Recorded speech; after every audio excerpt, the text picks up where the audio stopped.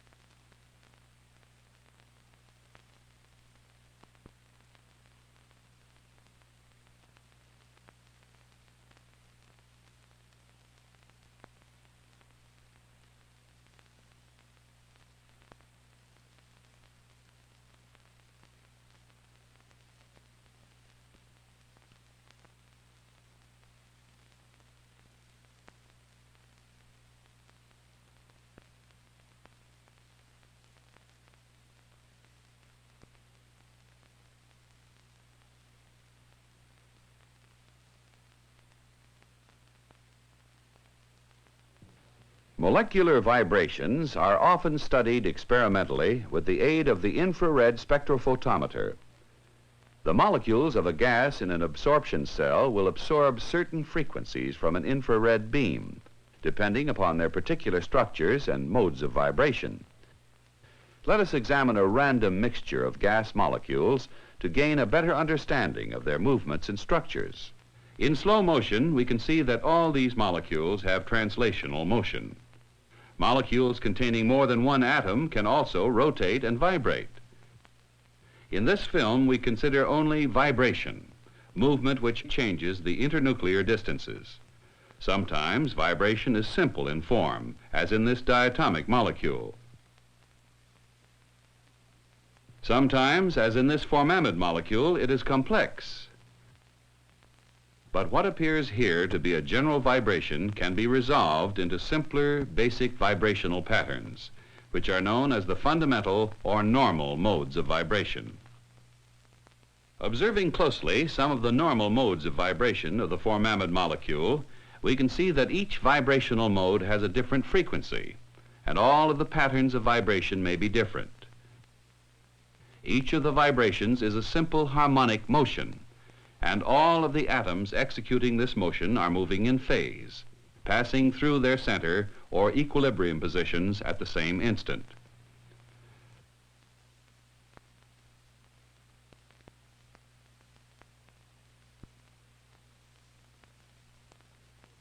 The number of possible modes of vibration a molecule may have is determined by the number of atoms it has. And for nonlinear molecules, it is 3 times the number of atoms less 6. Let's see how this result is derived. First, in order to get the location of an atom in space, it is necessary to specify its 3 coordinates. If n represents the number of atoms in a molecule, it follows that a total of 3 times n coordinates are required to specify the positions of all the atoms. There are many ways of designating these positions in space. For our purposes, however, we choose a particular set of linear and angular coordinates. First, 3 of these 3n coordinates are used to locate the position of the center of mass of the molecule.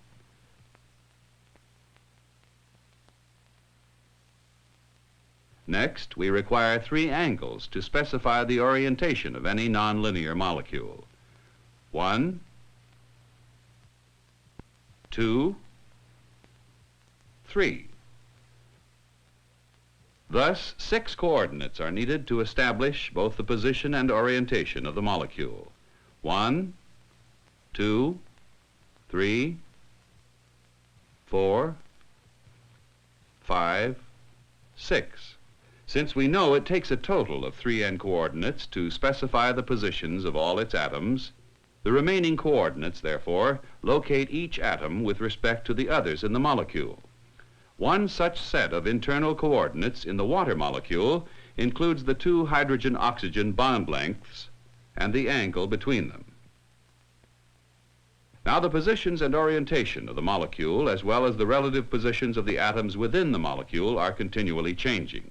The total motion may be described in terms of these 3n coordinates, while the internal motion or vibration alone is specified by these 3n minus 6 coordinates. It is possible to find a set of 3n-6 coordinates such that the complex vibrational motions may be resolved into 3n-6 simple harmonic motions called normal modes of vibration. Therefore, in all nonlinear molecules, there are 3n-6 normal modes of vibration. Since the water molecule contains 3 atoms, it has 3 normal modes of vibration: an asymmetric stretching motion, another motion which is symmetric stretching and partly bending of the molecular bond, and a third motion which is mostly bending. The frequency of each of these modes of vibration is determined by the masses of the nuclei of the atoms and the strength of the bonds between them. In heavy water, for example, the frequencies are lower because the deuterium atoms have greater mass than the hydrogen atoms. For any linear molecule, such as this one of carbon dioxide, the formula for the number of normal modes becomes 3n-5, because only 2 angles are necessary to specify its orientation in space. 1, 2. The third angle is unnecessary because neither infrared light nor ordinary collisions impart any rotation around the long axis of a linear molecule. This means that the vibrations of carbon dioxide can be resolved into 4 normal modes: 2 stretching modes, a mode which is asymmetric and a mode which is symmetric, and 2 bending modes, which have the same frequencies because the same bond strengths and atomic masses are involved. Vibrational modes which do have the same frequency are said to be degenerate. Let's view them from head on. The degenerate modes combine to make a single motion. In this head-on view, the motion appears elliptical.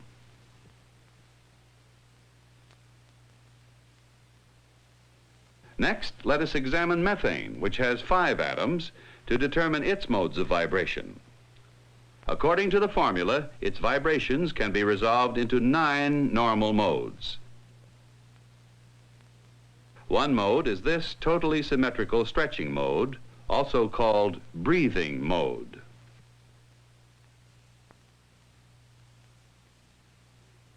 When we examine its next 2 modes of vibration, we find that because of the symmetry of methane, their frequencies are the same. The result is a doubly degenerate bending vibration.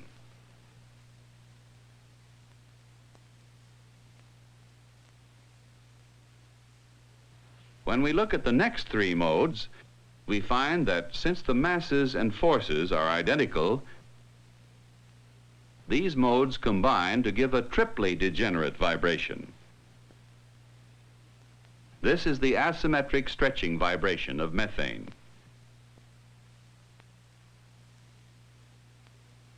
The remaining 3 modes are also triply degenerate.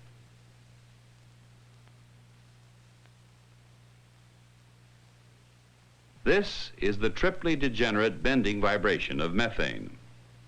So we see that though methane vibrations can be resolved into 9 normal modes, there are only 4 frequencies of vibration that are different.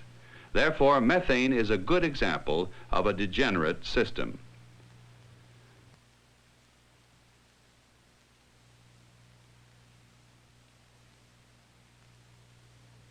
A mode of vibration may take on different amplitudes depending on the amount of energy in the molecule.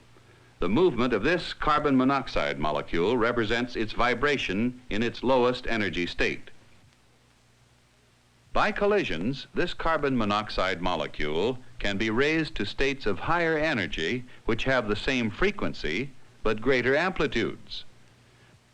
By the same means, a molecule can drop back to lower energy states. The same thing can occur through the action of light, by absorption or by emission. In a polyatomic molecule, water for example, its several vibrational modes may be individually excited or excited in any combination with one another. In any molecule, the amplitude of vibration increases and also decreases by distinct jumps, because vibrational energy is gained or lost only by definite quanta. Therefore, a molecule can possess only certain discrete levels of energy.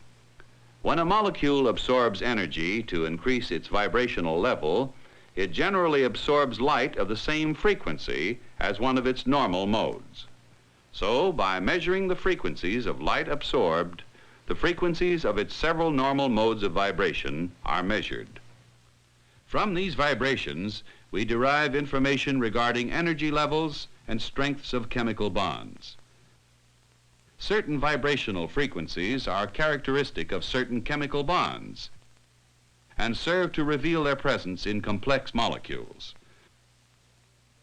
Raman spectra, nuclear magnetic resonance, and microwaves also reveal the details of molecular structure, but clues to the structure of many important compounds, penicillin for example, have been furnished by the infrared measurement of their molecular vibrations.